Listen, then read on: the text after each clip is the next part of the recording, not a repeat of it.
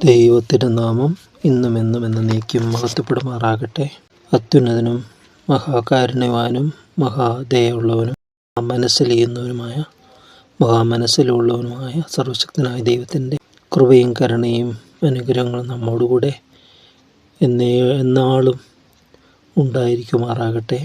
സങ്കീർത്തനത്തിൻ്റെ ചിന്തകൾ നമ്മൾ കണ്ടു. മിക്കതും പ്രാർത്ഥനകളാണ്. എല്ലാം പെറ്റീഷൻസും പ്രയേഴ്സും ഒക്കെ ആയിട്ടിങ്ങനെ ആശ്വാസം അതിൽ കണ്ടെത്തുകയാണ്. ആശ്വാസം ലഭിക്കുന്നു വ്യക്തമായി. പ്രാർത്ഥന തുടങ്ങുമ്പോൾ പല ആവശ്യങ്ങളുമായിട്ട് പ്രതീക്ഷയെല്ലാം അസ്തമിച്ചുകൊണ്ട് പ്രാർത്ഥിക്കുന്ന പ്രാർത്ഥനകൾ, ആ അപേക്ഷയും യാചനയും എല്ലാം കഴിയുമ്പോൾ പ്രത്യാശ വീണ്ടെടുക്കുന്നതായിട്ട് അവിടെ കാണുകയാണ്. 143 സങ്കീർത്തനം അതിൻ്റെ 6 വരെയുള്ള വാക്യങ്ങൾ നമ്മൾ ചിന്തിച്ചു. 7 വാക്യം തുടങ്ങുന്നത് ഒരു ട്രാൻസ്ലേഷൻ, ഗുഡ് ന്യൂസ് ബൈബിളിൻ്റെ ഒരു ട്രാൻസ്ലേഷൻ. എല്ലാത്തിലും അങ്ങനെയല്ല. അതിൽ പറയുന്ന answer me now Lord, I have lost all hope. എല്ലാ പ്രതീക്ഷയും അസ്തമിച്ച ദൈവമേ, എനിക്ക് ഉത്തരമരുളണമേ എന്ന്. എല്ലാം അസ്തമിച്ച സ്ഥലത്ത് നിന്ന് പുതിയത് തുടങ്ങുവാൻ ദൈവത്തിന് മാത്രമേ കഴിയൂ. എന്തെങ്കിലും ഉണ്ടെങ്കിൽ അതിൽ നിന്നെല്ലാം തുടങ്ങാൻ മറ്റു പലർക്കും പലതിനും സാധിക്കും. എന്നാൽ ഒന്നുമില്ലായ്മ നിന്ന് സകലത്തെ സൃഷ്ടിച്ചുണ്ടാക്കുന്ന ദൈവം, ആ കർത്താവിന് മാത്രമേ സാധിക്കത്തുള്ളൂ. സർവശക്തനായ ദൈവം, അഡോണായി, സർവവല്ലഭനായ ദൈവം. ഇവിടെ നമ്മൾ 143 സങ്കീർത്തനം അനുതാപത്തിൻ്റെ സങ്കീർത്തനമാണെന്ന് പറഞ്ഞു. അങ്ങനെ വലിയ അനുതാപത്തിൻ്റെ വാക്കുകളൊന്നും കാണുന്നില്ലെങ്കിലും അനുതാപത്തിൻ്റെ പീക്ക് എന്ന് പറയുന്ന രീതിയിൽ പറയാവുന്ന ഒരു കാര്യമാണ് ഇവിടെ നമ്മൾ ആരംഭത്തിൽ കണ്ടത്. 143 നിന്റെ വിശ്വസ്തതയാലും നീതിയാലും എനിക്ക് ഉത്തരവരുളണമേ. യോബിൻ്റെ പ്രാർത്ഥനയിൽ പലപ്പോഴും കർത്താവേ എൻ്റെ നീതി നോക്കണമേ, ഞാൻ പല കാര്യങ്ങൾ ചെയ്തതെല്ലാം യോബ് നിരത്തുന്നുണ്ട്. യോബിനത് അവസാനം മനസ്സിലാകുന്നുണ്ട്. ഇപ്പോൾ ഞാൻ ഒരു വാക്കും ഉരിയാടാതെ ഞാൻ എൻ്റെ വായി പൊത്തിക്കൊള്ളാം, ഞാൻ ചാരത്തിലും പൊടിയിലും കിടന്ന് അനുദപിക്കുമായിരുന്നു, അങ്ങനെയൊക്കെ പറയുന്നുണ്ട്. അവസാനം വരുമ്പോൾ, ലാസ്റ്റ് അധ്യായത്തിലേക്കൊക്കെ വരുമ്പോൾ യോബ് തന്നെ മനസ്സിലാക്കുകയാണ്. എന്നാൽ ഇവിടെ ഈ സങ്കീർത്തകൻ പറയുന്നത് സ്വന്തം നീതിയല്ല, ദൈവമേ നിൻ്റെ വിശ്വസ്തതയാലും നിൻ്റെ നീതിയാലും.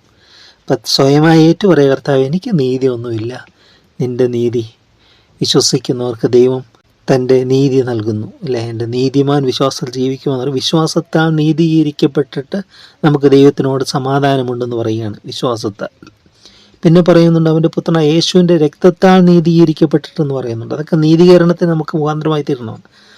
അതെല്ലാം ദൈവത്തിൻ്റെ ഭാഗത്തുനിന്ന് വന്നതാണ്. നമ്മുടെ ഭാഗത്തുനിന്ന് എന്താ വരേണ്ടത്? നമ്മൾ നമ്മുടെ തെറ്റുകൾ തിരിച്ചറിഞ്ഞത് സമ്മതിക്കുക മാത്രം. നമ്മളെ തന്നെ സമർപ്പിക്കണം. അങ്ങനെയാണ് നമ്മൾ സമർപ്പിക്കണം. ആ ഒരു വിധേയത്വം അല്ലേ. അതിലിവിടെ 143 7 മുതൽ വാക്യങ്ങളിൽ ചില കാര്യങ്ങൾ എടുത്തു പറയാവുന്നത് നമ്മുടെ ഓർമ്മയിലേക്ക് വേണ്ടി. ഒന്നാമത് ഏകദേശം 9 കാര്യങ്ങൾ റിക്വസ്റ്റാണ്, യാചനയായിട്ട് പറയുന്നതാണ്. ഒന്ന്, ഉത്തരമരുളണമേ. 7-ാമത്തെ വാക്യത്തിൽ ഉത്തരമരുളണമേ. 8-ാമത്തെ വാക്യം നമ്മൾ കേൾക്കുമാറാക്കണമേ. 8-ൽ തന്നെ മറ്റൊരു വാക്യം അറിയിക്കണമേ. 9-ാമത്തെ വാക്യം വിടുവിക്കണമേ. പിന്നെ 10-ാമത്തെ വാക്യത്തിലേക്ക് പഠിപ്പിക്കണമേ. 11-ൽ പറയുന്നുണ്ട് ജീവിപ്പിക്കണമേ. 11-ൽ തന്നെ മറ്റൊരു വാക്യം പറയും ഉദ്ധരിക്കണമേ. പിന്നെ സംഹരിക്കണമേ, നശിപ്പിക്കണമേ. ഇങ്ങനെ ഏകദേശം 9 കാര്യങ്ങൾ റിക്വസ്റ്റ് ചെയ്യാണ് പ്രാർത്ഥനയിൽ. അതിൽ ഇംഗ്ലീഷിൽ വരുമ്പോൾ സേവ് മീ, ബ്രിങ് മീ, അങ്ങനെ പറഞ്ഞ കുറേ വാക്കുകൾ ഇവിടെ നമുക്ക് കാണാനായിട്ട്. Deliver me from that situation, അങ്ങനെ പറഞ്ഞ കുറേ വാക്കുകൾ. ഇവിടെ ഈ അപേക്ഷ, ഈ യാചനകളെല്ലാം ഇങ്ങനെ ദൈവസന്നിധിയിലേക്ക് നിരത്തുമ്പോൾ ഇതിന് ഉത്തരം തരുന്നത് ദൈവമുണ്ടെന്നുള്ള വിശ്വാസമാണ് അതിൻ്റെ ബലം. ആരോ കേൾക്കുന്നുണ്ടായിരിക്കാം, കാണുന്നുണ്ടായിരിക്കാം, ഒരു പക്ഷേ ഉത്തരം അങ്ങനെയൊന്നുമല്ല. ഞാൻ പറയുന്നു, എന്നെ കേൾക്കാൻ ഒരുവനുണ്ട്, എൻ്റെ ദൈവമുണ്ട്, എൻ്റെ കാര്യങ്ങൾ കേൾക്കാൻ. എൻ്റെ പ്രാർത്ഥനാ ശബ്ദം ശ്രദ്ധിക്കുന്ന ഒരു ദൈവമുണ്ട്. എൻ്റെ പ്രാർത്ഥനാ ശബ്ദം ശ്രവിക്കുന്ന, അതിന് ശ്രദ്ധയോടെ കേൾക്കുന്ന ഒരു ദൈവമുണ്ട്. അത് നമ്മൾ വായിക്കുന്ന നീതിമാൻ്റെ ശ്രദ്ധയോടുകൂടി പ്രാർത്ഥന വളരെ ഫലിക്കുന്നു. ശ്രദ്ധയോടുകൂടി പ്രാർത്ഥിക്കാന്ന് ചുമ്മാ എന്തെങ്കിലും നമ്മൾ ഒരു ചിന്തിക്കുക, ഒരു ഗ്രോസറി ഷോപ്പിലേക്ക്, അതായത് ഒരു പലചരക്ക് എന്തെങ്കിലും സാധനങ്ങൾ മേടിക്കാൻ പോകുമ്പോൾ നമ്മൾ വ്യക്തമായി ഒരു ലക്ഷ്യത്തോടു കൂടിയല്ലേ പോകണം. ഇന്നത് മേടിക്കണം, ഇന്നത് ഇത്ര മേടിക്കണം അല്ലേ, പദ്ധതിയുണ്ട്. എന്തെങ്കിലുമൊക്കെ ആണോ നമ്മളങ്ങനെ അല്ലേ? അത് പറയുമ്പോഴും റിക്വസ്റ്റ് ചെയ്യുമ്പോഴും അതിൻ്റെ ഒരു എന്നാ പറയുന്നതിൻ്റെ മാനർ, അതിനൊരു വാല്യൂ, അതൊരു സ്റ്റേൺ ഒരു കൺവിക്ഷനുണ്ട്. എന്നാ പറയുന്നത്, ഒരു ഉറപ്പോടുകൂടിയല്ലേ നമ്മൾ സാധനങ്ങൾ ചോദിക്കുമ്പോൾ ഉണ്ടായിരിക്കും, അത് തരും, അത് വാങ്ങണമെന്നുള്ള ദൃഢനിശ്ചയം എന്ന് പറഞ്ഞ പോലെ തന്നെ പ്രാർത്ഥനയിൽ നമ്മൾ ചെല്ലുമ്പോൾ ഇത് കേൾക്കാത്തൊരു എങ്ങോ വിദൂരത്തിലിരിക്കുന്ന എന്ത് പറഞ്ഞാലും കുറേ എന്തെങ്കിലും പറയാം, ഇനി അടുത്തിരിക്കുന്നവർ കേൾക്കാൻ വേണ്ടി, അങ്ങനെ ആയിരിക്കും ഒരിക്കലും. മനുഷ്യരെ പ്രസാദിപ്പിക്കാനായിരിക്കരുത് നമ്മുടെ പ്രാർത്ഥനകൾ. അവരെ അതിൽ ഉൾച്ചേർക്കാം. അവരും നമ്മുടെ അവരെയും കൂടി ഉൾക്കൊണ്ടുകൊണ്ടായിരിക്കണം പ്രാർത്ഥന. നമ്മൾ വേറിട്ട് നിൽക്കരുത്. നമ്മളോടുകൂടെ പ്രാർത്ഥിക്കുന്നവരുടെയും കൂടെ ആവശ്യങ്ങളെല്ലാം അതിനകത്തേക്ക് ചേർക്കണം. എന്നിട്ട് വേണം പ്രാർത്ഥന. എല്ലാവരെയും വഹിച്ചുകൊണ്ട്, എല്ലാവരും ചേർത്തുകൊണ്ട്, അത് ആ രീതി ചെയ്താലും ശരി. അങ്ങനെ ഒരു ആത്മാവിലൊരു ഐക്യം, അതാണ് രണ്ടുപേർ ഒരുമനപ്പെട്ട് ആ ഒരുമനയാണ്. രണ്ടുപേർ ഒരുമനപ്പെട്ട് എന്ത് അയച്ചാലും തരാമെന്ന് കർത്താവ് പറഞ്ഞില്ലേ? ആ മനസ്സിൻ്റെ ആത്മാവിൻ്റെ എല്ലാം ഒരുമനപ്പെടലാണ് അവിടെ സംഭവിക്കേണ്ടത്. ഇവിടെ പറയുകയാണ്, യഹോവേ വേഗം എനിക്ക് ഉത്തരം നൽകണമേ, എൻ്റെ ആത്മാവ് കാംക്ഷിക്കുന്നു. ഞാൻ കുഴിയിലിറങ്ങുന്നവരെ പോലെ ആകാതിരിക്കുവാൻ നിന്റെ മുഖത്തെ എനിക്ക് മറയ്ക്കരുത്. പിന്നെ പറയുകയാണ്, രാവിലെ നിന്റെ ദയനെ കേൾക്കുമാറാക്കണമേ, ഞാൻ നിന്നിൽ ആശ്രയിക്കുന്നുവല്ലോ. റിമൈൻഡറുണ്ട്, ഇങ്ങനെ നമ്മൾ ഓർമ്മപ്പെടുത്തുന്ന വല്ലതും എന്ന് പറഞ്ഞതിലൂടെ ദാവീദ് പ്രാർത്ഥിക്കുകയാണ്, ദൈവമേ റിമൈൻഡ് മീ എവരി മോർണിംഗ്. എന്നും എഴുന്നേൽക്കുമ്പോൾ നിന്റെ നിത്യദയ, നിന്റെ ദയയെക്കുറിച്ച് എന്നെ അത് ഓർമ്മപ്പെടുത്തണപ്പാ. പക്ഷേ ചിന്തിക്കുക, ഓരോ ദിവസവും പ്രാർത്ഥനയോടുകൂടി ആരംഭിക്കുക, ദൈവചിന്തയോടുകൂടി ഉണരുക, ദൈവജനം കേൾക്കുക. ഇതെല്ലാം ചിന്തിച്ച് അന്നത്തെ ദിവസം നമുക്ക് അനുഗ്രഹമായിരിക്കും.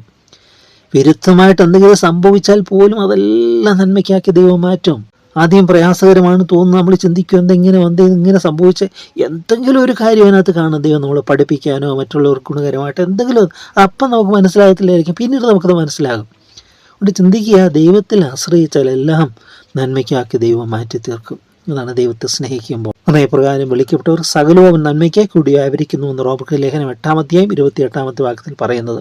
അതായത് ഇവിടെ പറയുകയാണ്, രാവിലെ നിന്റെ ദയനെ കേൾക്കുമാറാക്കണമേ, ഞാൻ നിന്റെ ആശ്രയിക്കുന്നുവല്ലോ. ഞാൻ നടക്കേണ്ടുന്ന വഴി എന്നെ അറിയിക്കണമേ, ഞാൻ എൻ്റെ ഉള്ളം നിങ്കിലേക്ക് ഉയർത്തുന്നുവല്ലോ. ഞാൻ നടക്കേണ്ടുന്ന വഴി എന്നെ പഠിപ്പിക്കണമേ എന്ന് പറയുന്നത്.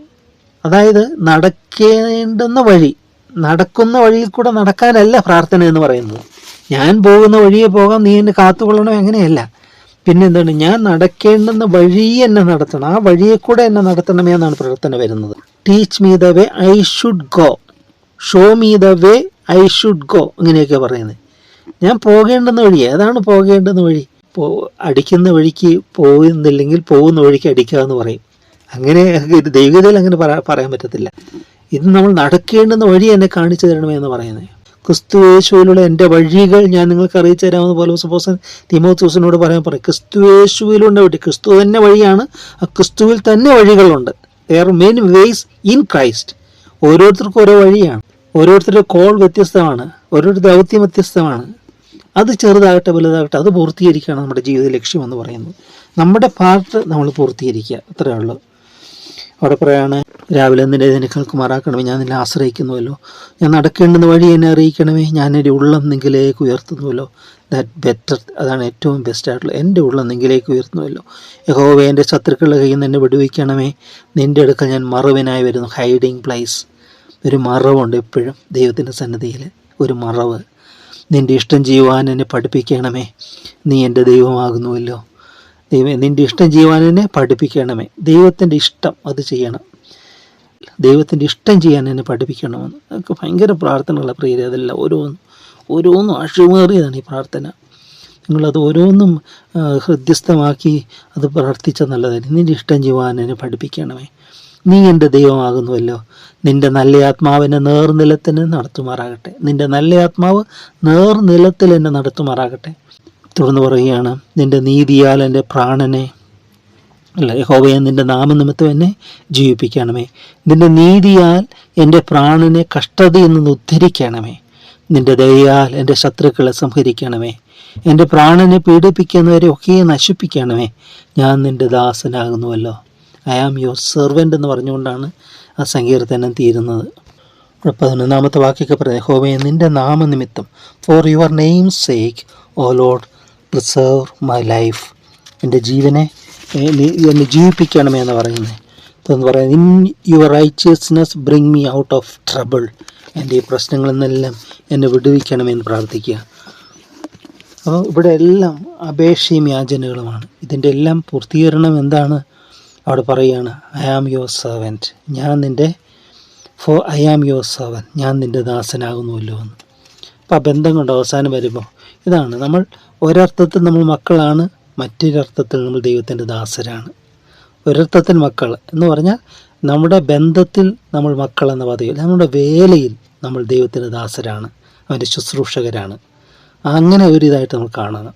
ആ അതോറിറ്റിക്ക് കീഴിൽ വരുമ്പോൾ അതങ്ങനെയാണ്. ഇപ്പോൾ ഒരു പോലീസ് ഉദ്യോഗസ്ഥൻ്റെ അല്ലെങ്കിൽ ഒരു അധികാരിയുടെ മകനുണ്ടെന്നിരിക്കട്ടെ, ഭവനത്തിൽ അത് പിതാവാണ്, എന്നാൽ ഒരു ട്രാഫിക്കിൽ എവിടെയെങ്കിലും ചെല്ലുമ്പോൾ നിയമപരമായിട്ട് വരുമ്പോൾ ഈസ് എ ഒഫീഷ്യൽ പവറുണ്ട്, അദ്ദേഹത്തിന് ഒഫീഷ്യൽ പവറുണ്ട്. ആ ഒഫീഷ്യൽ പവറിൽ മാത്രമേ അദ്ദേഹത്തിന് ട്രീറ്റ് ചെയ്യാനായിട്ട് പറ്റത്തുള്ളൂ.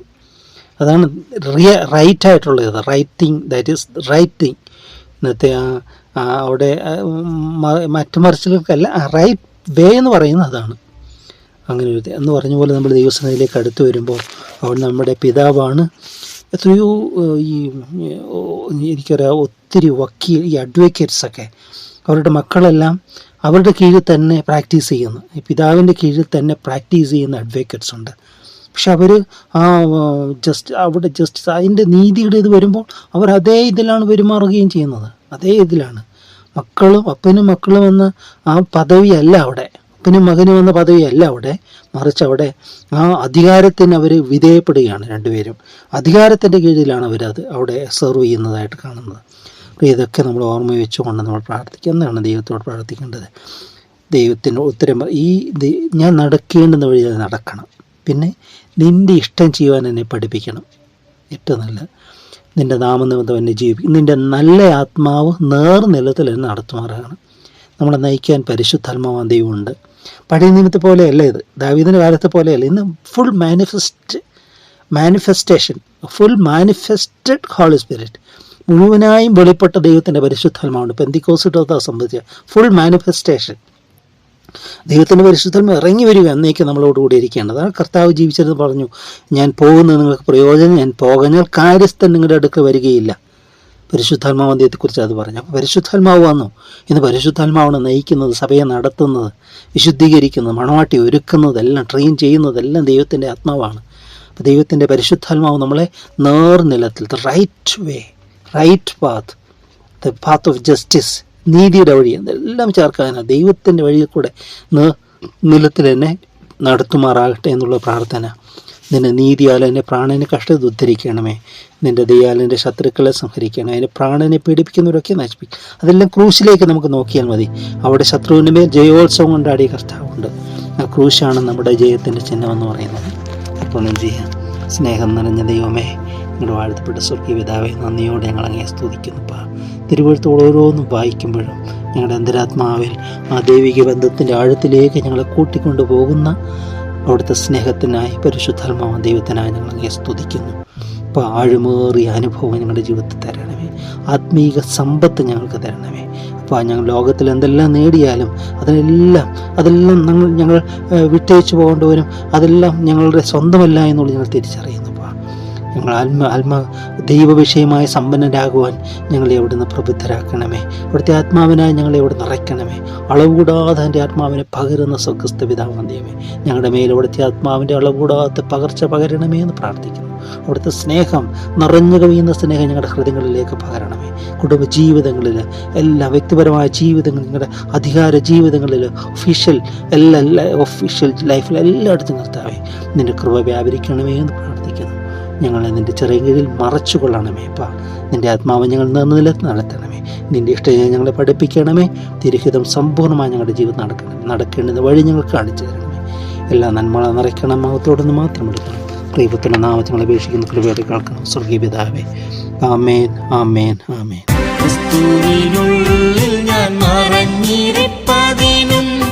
ദൈവത്തിൽ എന്നും ഞാൻ ആനന്ദിപ്പതിനും, ക്രിസ്തുവിനുള്ളിൽ ഞാൻ മറഞ്ഞിരിപ്പതിനും, ദൈവത്തിൽ എന്നും ഞാൻ ആനന്ദിപ്പതിനും, നീതിയും ശാന്തിയും ദാനമായി തന്നത സ്തോത്രയാഗം അനുദിനവും തരുന്നടിയാൻ അത്യാദരവാ.